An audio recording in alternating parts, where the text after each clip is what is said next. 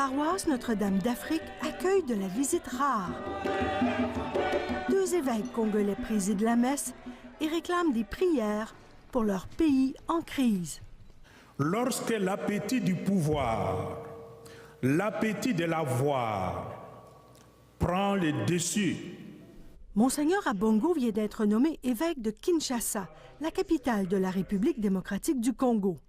Il est au cœur du combat de l'Église catholique là-bas, qui réclame le départ du président Joseph Kabila au pouvoir depuis 2001. Parfois, ces gens ont du sang sur la main. Ils ont peur. Une fois le pouvoir perdu, ils auront à rendre compte. Et là, ça fait peur. Ils n'osent pas lâcher. C'est que le pays est en déliquescence. On dirait même que le Congo est un non-État. Le peuple congolais aujourd'hui se sent complètement abandonné. Les évêques avaient réussi à régler la dernière crise en 2016 en forçant la présidence et l'opposition à signer une entente prévoyant la tenue d'élections sans Joseph Kabila. Mais le président a renié son engagement. L'Église a donc abandonné son rôle de médiateur. La place de l'Église, ce n'est pas d'être neutre au milieu d'un puissant qui massacre un petit, mais le rôle de l'Église, c'est d'être à côté du petit, celui qui souffre. Quand le peuple essaie de s'exprimer, on lui répond par des balles, et des balles réelles. Tout en repoussant les élections l'an dernier, Joseph Kabila a lancé une offensive contre ses opposants. Torture et disparitions sont devenues la norme. En 2017, les exécutions sommaires ont grimpé, selon l'ONU, de 150 %. Devant cette violence, l'Église a décidé de plonger dans la mêlée.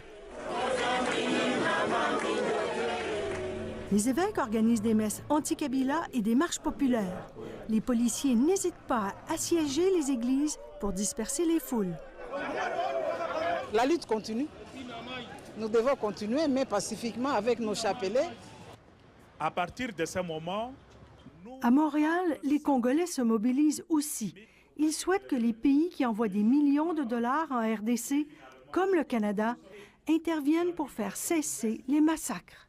À chaque manifestation pacifique, il y a des tueries, il y a des morts. Le peuple a fait sa part.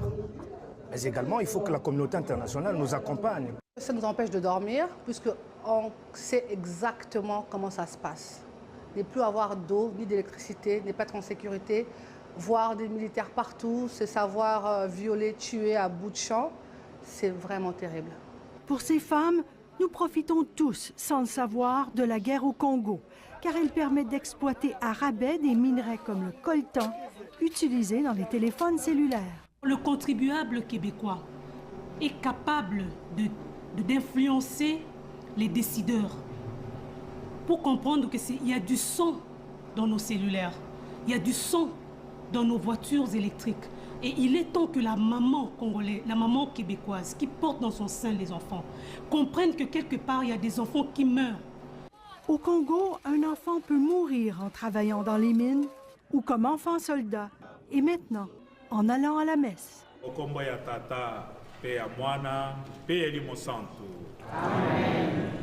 Les prières des Congolais ne suffisent pas.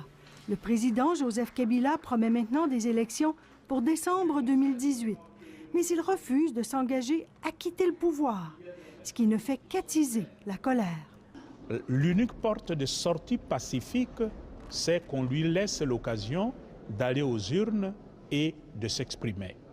Mais si on l'empêche de le faire, nous craignons que ça peut fonctionner à ce moment-là comme une bombe à retardement.